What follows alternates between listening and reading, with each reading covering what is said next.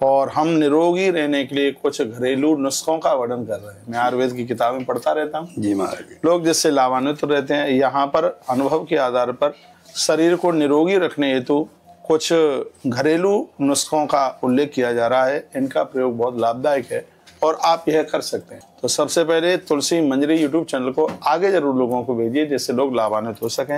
ये सब कार्यक्रम हमारे फेसबुक इत्यादि पर भी आप सुन सकते हैं। सबसे पहला, कान का दर्द। यदि कान में दर्द होता है तो प्याज पीसकर उसका रस कपड़े से छान लें, फिर उसे थोड़ा गर्म करके 4 बूंदें कान में डालने से ये 5-4 बार कर लीजिए। आचार्य, हमेशा के लिए कान का दर्द बंद हो जाए। कान का पर्दा भी फट गया तो वो भी जुड़ जाएगा। इतनी बड़ी बहुत बढ़िया। और है कितनी चीज है। आधी सी प्याज लीजिए, आधा कर लो जी, उसको पीसो, फिर सूती कपड़े में उसका रस निकाल लो, थोड़ा चूल्हे पर उसको गर्म कर लो, 4 बूंदे इस कान में डाल लो, 4 उसमें डाल लो। छूमंत्र हो जाएगा, दर्द रहेगा नहीं। इतना बड़ा अद्भुत उपाय है ये कान के दर्द का। और भी कुछ चीजें बता रहा हूँ, जैसे दांत में दर्द होता है तो हल्दी एवं सैदा नमक को बहुत बारीकी पीसकर उसमें थोड़ा सरसों का तेल मिला लें और जहां पर दांत में दर्द हो रहा है स्लेब को वहां लगा लीजिए, ठीक हो जाएगा। कीड़ा है तो वो खत्म हो जाएगा। क्या क्या चीजें हैं इसमें? हल्दी और सेंधा नमक दोनों को पीस लें और सरसों का तेल डाल दें। फिर एक लेप सा बना करके जहां जहां दर्द है दांत में वहां लगा लीजिए, खत्म। तो ये आयुर्वेद की चीजें तो इतनी बढ़िया है, लेकिन आपको चैन नहीं पड़ेगा जब तक आप मेडिकल वाले को नहीं दे देंगे पैसा, डॉक्टर को नहीं दे देंगे तब तक कहाँ चैन पड़ेगा। इसलिए भैया ये घरेलू जो नुस्खे हैं वो बहुत ज्यादा फायदेमंद है। तो आप कर सकते हैं। बच्चों के पेट में कीड़े पड़ जाते हैं, छोटे छोटे बच्चों को दे इंजेक्शन कुचाई, जरूरत ही नहीं है। छोटे बच्चों के पेट में कीड़े हों तो सुबह आप छाछ में सरसों पीस करके उसमें छाछ में डाल दो, फिर बच्चे को पिला दो, कीड़े खत्म, पेट साफ। ये तो बड़े लोग भी कर सकते हैं। छाछ लीजिए, छाछ जानते हैं? मट्ठा बोलते हैं। हाँ, अरे आप वहाँ रहते हैं विदेश में तो हो सकता है भूल गए, इसलिए पूछ रहे हैं।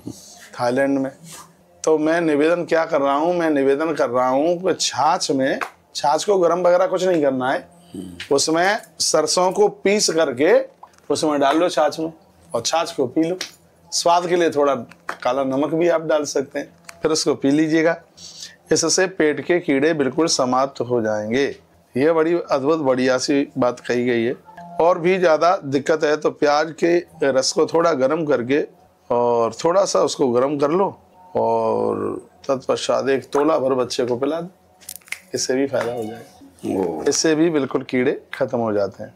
तो ये बातें बताना थोड़ा जरूरी हो जाता है। जैसे किसी को कब्ज बहुत भारी है, पेट साफ ही नहीं होता और आज आदमी इससे ही ज़्यादा परेशान है, उसका पेट साफ ही नहीं होता, तो एक बड़े साइज का नींबू काट कर रात्रि भर ओस में उसको पड़ा रहने दो, छत पर डाल दो, काट दो, उसके 4 भाग कर दो और ओस में उसको रख दो रात्रि को। प्रातःकाल 1 गिलास चीनी के शरबत में उस नींबू को निचोड़कर तथा शरबत में नाम मात्र का काला नमक डालकर पीने से कब्ज 1,00,000% दूर हो जाती है। ये नींबू इतना फायदा करता है, नींबू के 4 भाग करो, ऐसे अलग अलग कर दो और छत पर रख दो, ले जा करके सिरा दो, ये छत पर रख दो, उसके ऊपर ओस पड़नी चाहिए। सुबह थोड़ी खांड डाल लीजिएगा 1 गिलास पानी में और जो नींबू जो रात को आपने रखा है उसको निचोड़ दीजिएगा, उसको पिला दीजिएगा। पेट के कीड़े समाप्त हमेशा हमेशा के लिए और कब्ज दूर हो जाएगी, भूख लगेगी खुल के। ये बहुत बढ़िया अद्भुत उपाय है। तो अब तो खैर मैं आचार्य अन्न खाता नहीं हूँ, लेकिन जब मैं एक ही बार भोजन लेता था, जब से कथाएं शुरू करी हैं लगभग 31 साल तो हो गई हैं, कभी अन्न खा करके गद्दी पर बैठे नहीं हैं। तो कभी कभी एक बार भोजन लेते थे तो वो ज्यादा हो जाता था भोजन का, भूख लगती थी। भूख लगी तो रोटियां 5-7 खा ली, रोटी खाई, रोटी पची नहीं तो खट्टी डकार आई।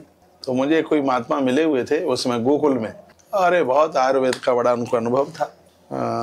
तो उन्होंने ये बात बताई कि नींबू की 4 खांपे करो, रात्रि को उसमें ऊपर रख दो और सुबह 1 गिलास में पानी, थोड़ी सी खांड डाल लो, क्योंकि चीनी का बनाने का सिस्टम ठीक नहीं है, गुड़ भी डाल सकते हैं उसमें, मीठा करना है यदि पानी को जी, और उसमें नींबू को निचोड़ दो और फेंट करके पी जाओ, कब्ज दूर हो जाएगी, आनंद हो जाएगा। ये